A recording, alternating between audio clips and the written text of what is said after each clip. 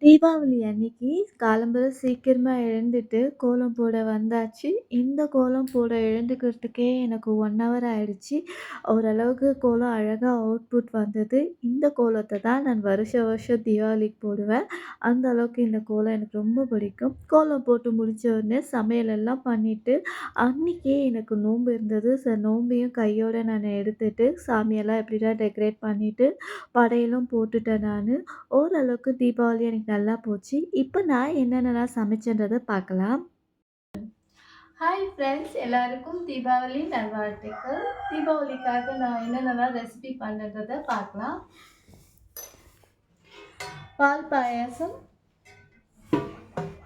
வடிச்ச சாதம், ரசம், வடை, வத்தக்குழம்பு,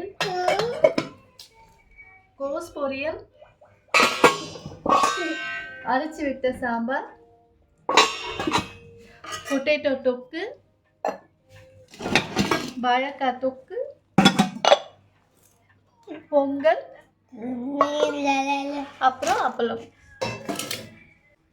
இதுதான் என்னோட தீபாவளி அவுட்ஃபிட்டு. ஸோ தீபாவளிக்காக இந்த சாரீ வந்து ஆல்ரெடி வீட்டில் இருந்த சாரீ தான். நான் தீபாவளிக்காக எதுவும் பர்ச்சேஸ் பண்ணேன். இதுதான் எனக்கு தீபாவளி அவுட்ஃபிட். எப்படி இருக்குன்னு எனக்கு கமெண்ட்ஸ். அடுத்ததாக முறுக்கு அதிரசம் பண்ணேன். அது காட்ட மறந்துட்டேன். ஸோ இந்த 2 பலகாரம் தான் இந்த வாட்டி நான் பண்ணேன்.